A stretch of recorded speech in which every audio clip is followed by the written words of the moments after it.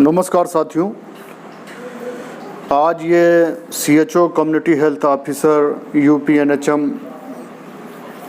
से खबर आई है, क्योंकि आज आप लोगों को पता है कि यूपी NHM CHO के कैंडिडेट लखनऊ NHM डायरेक्टर के पास गए थे, वहाँ के ऑफिस में उनसे मिलने,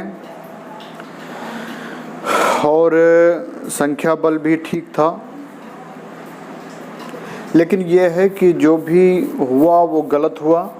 गलत ये हुआ कि सभी कैंडिडेट चाहते हैं कि ट्रेनिंग ऑनलाइन हो या ऑफलाइन हो। यही हम भी चाहते हैं और सभी कैंडिडेट भी चाहते हैं कि ट्रेनिंग ऑनलाइन हो या ऑफलाइन हो, क्योंकि कहीं ना कहीं सभी के दिल में ये डर है कि यदि ये लंबे समय तक वैकेंसी खींची जाएगी तो कल को ऐसा ना हो कि कल को NHM ऑफिस से ये कह दिया जाए कि ये वैकेंसी कैंसिल कर दी जाएगी। सभी के मन में नंबर 1 तो ये डर बसा हुआ है, इसलिए वो परेशान है कि ट्रेनिंग शीघ्र स्टार्ट कर दी जाए। कहीं ऐसा ना हो कि वैकेंसी में ना ट्रेनिंग हो ना ज्वाइनिंग हो और कल को ये कह दें कि ये वैकेंसी तो काफ़ी पुरानी हो गई है, अब नए सिरे से सब कुछ होगा। जबकि सभी को पता है कि इसमें सारी प्रक्रियाएं हो चुकी हैं, सबका सिलेक्शन हो चुका है, लिस्ट निकल आई है, सिर्फ ट्रेनिंग स्टार्ट होना है, पिछला प्रोसीजर सारा हो चुका है। लेकिन ये 4-5 महीने से जो ये तारीख पे तारीख चल रही, इसकी वजह से सभी कैंडिडेट बहुत चिंतित हैं और उन्हें मजबूरन 15 जून में अपनी बातों को रखने के लिए लखनऊ माननीय निदेशक साहब के समक्ष जाना पड़ा और अपनी बात रखी गई और 15 जून को सकारात्मक बातें हुई और उम्मीद जगी कि अब ट्रेनिंग ऑनलाइन स्टार्ट हो जाएगी। लेकिन पत्र जारी हुआ कि परिस्थितियों को देखते हुए 30 तारीख के बाद कोई निर्णय लिया जाएगा और बाद में निर्णय यही लिया गया कि ऑनलाइन ट्रेनिंग भी स्टार्ट नहीं की जाएगी, बल्कि स्टाफ नर्स के पद पर 18,000 रुपये वेतन पर या मानदेय पर लोगों को कोविड-19 में ड्यूटी करनी है तो करें या फिर घर पर बैठें, जिससे काफ़ी निराश हुए CHO के कैंडिडेट। और आज दिनांक को काफ़ी संख्या में लगभग 150-200 कैंडिडेट NHM ऑफिस पहुँचे और उन्होंने अपनी बात रखी। उसके बाद में वहाँ से कोई सकारात्मक जवाब नहीं मिला।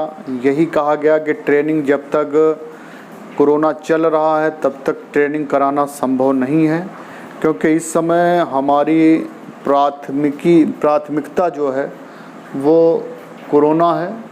ट्रेनिंग हम बाद में कराएंगे। अभी आप लोग में से जो लोग ड्यूटी करना चाहते हैं वो एज अ स्टाफ नर्स 18,000 रुपये पर करें, जो कि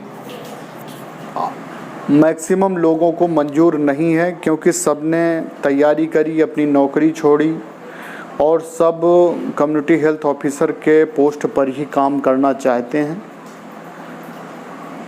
लेकिन स्पष्ट कह दिया गया NHM ऑफिस से कि जिन्हें करना हो स्टाफ नर्स के पद पर करें या फिर वेट करें ट्रेनिंग के लिए। वही कहा गया कि परिस्थितियां जब सही होंगी उसके बाद ही ट्रेनिंग कराई जाएगी। दूसरी बात कि काफ़ी संख्या में नर्सेस को बस में बिठाकर वहाँ से ले जाया गया ताकि किसी प्रकार का उपद्रव ना हो, वहाँ पर किसी प्रकार की कोई बलबा ना हो, धरना प्रदर्शन ना हो, इसलिए नर्सेस को वहाँ से ले जाया गया। तो लेकिन वो सब तो एक कानूनी प्रक्रिया है, वो तो सभी धरने में सभी जब भी कोई मिलने जाता है यही प्रशासन करता है। लेकिन इसके बावजूद भी निर्णय सकारात्मक होता तो एनएचएम सीएचओ कैंडिडेटों को किसी प्रकार का कष्ट ना होता, लेकिन अभी तक कोई निर्णय नहीं लिया गया है और हम उम्मीद करते हैं कि यदि इनके पक्ष में निर्णय लिया जाता तो बेहतर रहता, क्योंकि इन्होंने प्रयास किया है तो उसे इनका फल मिलना चाहिए। और हम हमारे चैनल की तरफ से प्रभाकर द्विवेदी मल्टी टैलेंटेड और प्रदेश अध्यक्ष प्रभाकर द्विवेदी संयुक्त नर्सेस वेलफेयर एसोसिएशन की तरफ से उन सभी कैंडिडेट को बहुत बहुत धन्यवाद है जो अपना बहुमूल्य समय निकालकर अपने अधिकारों के लिए वहां गए और साथ में दूसरे के अधिकारों के लिए भी लड़ने गए। आप उनसे हमेशा बेहतर हैं जो लोग घर में बैठे इंतज़ार कर रहे थे कि क्या हुआ, अच्छा हुआ या बुरा हुआ, और फ़ोन पर अपडेट लेते रहे। तो ये बात तो गलत है। देखिए, जो लोग युद्ध में कूदते हैं तो कोई गारंटी हार और जीत की नहीं होती है, लेकिन यह है कि आदमी को अपने अधिकारों के लिए प्रयास करना चाहिए। कल को ये ना हो कि हाँ हमने प्रयास नहीं किया। आप सबने प्रयास किया, उसके लिए आप सभी बधाई के पात्र हैं। और दूसरी बात, आप लोगों को बस में बिठा के ले जाया गया, तो ये देखिए पुलिस प्रशासन की मजबूरी है। अमूमन क्या है, लखनऊ में एक नियम है कि आप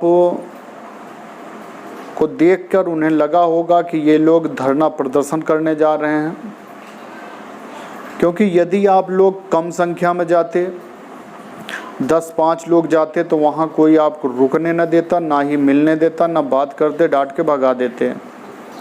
आपकी संख्या ज़्यादा थी, इसकी वजह से उन्होंने सोचा कि कहीं धरना प्रदर्शन न करने लगें, कोई बवाल न करने लगें, तोड़ फोड़ न करने लगें। ऐसी स्थिति में आप कहीं भी इकट्ठा होते हैं तो उस स्थिति में आपको प्रशासन यही करता है कि आपको बस में बिठाता है और ले जाकर बाहर हिदायत देकर छोड़ देता है। यदि आप प्यार से बस में बैठते हैं तो प्यार से बिठाता है, नहीं तो ज़बरदस्ती आपको बिठाता है। क्योंकि लखनऊ में अपनी बात रखने यानी कि धरना प्रदर्शन का एक ही माध्यम है और एक ही स्थान है, इको गार्डन जेल रोड। लेकिन उसका भी एक प्रोसेस है कि कम से कम आपको वहाँ के लिए परमिशन लेनी पड़ती है, जो एक लंबी कानूनी प्रक्रिया है। उसके द्वारा पहले आप परमिशन लीजिए कि मुझे फला तारीख में धरना देना है और हमारे धरने में लगभग इतनी संख्या में लोग आएंगे और हम किसी प्रकार की तोड़ फोड़ नहीं करेंगे, हमारा धरना शांति धरना होगा। और इसकी परमिशन आपको लेनी पड़ती है, जो एक लंबी प्रक्रिया है और उसमें समय भी लगता है, जो कि इतना समय आपके पास नहीं था कि आप परमिशन ले पाते। और परमिशन लेने के बाद भी आपको शहर से बाहर इको गार्डन में बैठना पड़ता। आपकी बात यहाँ तक पहुँचती कि ना पहुँचती, तो मजबूरी आपके साथ भी थी कि आप परमिशन लेके नहीं कर सकते थे, और मजबूरी इनके पास भी थी कि आप बिना परमिशन के वहाँ अपनी बात कहने पहुँचे और संख्या बल देख के इन्हें यह कदम उठाना पड़ा। चलो, ये तो रही सेकेंडरी बात, आपकी भी मजबूरी है, उनकी भी मजबूरी है, लेकिन आपके बात डायरेक्टर साहब के तक पहुंच चुकी है, तो वैसी स्थिति में उन्हें ऐसा निर्णय लेना चाहिए जो आप सबके फेवर में हो। क्योंकि कहीं ना कहीं जो सीएचओ कैंडिडेट हैं वो बहुत परेशान हैं, सबने अपनी नौकरियां छोड़ के घर में बैठे हुए हैं और 3-4 महीने से इंतज़ार करके आर्थिक और मानसिक रूप से परेशान हैं। तो शीघ्र इनकी ट्रेनिंग ऑनलाइन ऑफलाइन यदि शुरू कर दी जाती माननीय निदेशक महोदय की तरफ से तो अच्छा होता। बाकी उन लोगों से सावधान रहिए, कुछ लोग सीएचओ कैंडिडेट को भड़काने का भी कार्य कर रहे हैं, कोई उन्हें कोर्ट के लिए प्रेरित करेगा, कोई इधर उधर, तो उनसे आप दूर रहिए, क्योंकि कुछ लोग नेता बनने का प्रयास करेंगे, कुछ लोग कोर्ट केस करवाएंगे, कुछ बरगलाएंगे, कुछ फ़ायदा उठाते हैं हर चीज़ का। तो वैसे मौका परस्त लोगों से आप सावधान रहिए, और आप जो भी माध्यम हैं उन माध्यमों से आप प्रयास करते रहिए कि ट्रेनिंग आपकी स्टार्ट हो। प्लस ये है कि मैं अपने संगठन की तरफ से मैंने भी पत्र भेजा था, और दोबारा से फिर मैं 1-2 दिन में रिमाइंडर भेजूंगा कि आप सबकी ट्रेनिंग स्टार्ट कराई जाए। यदि ट्रेनिंग स्टार्ट करा दी जाती है तो सभी प्रकार की समस्याएं दूर हो जाएंगी। और अभी मान लीजिए 18,000 पे ज्वाइन भी कराते हैं तो सभी लोग ज्वाइन नहीं करेंगे,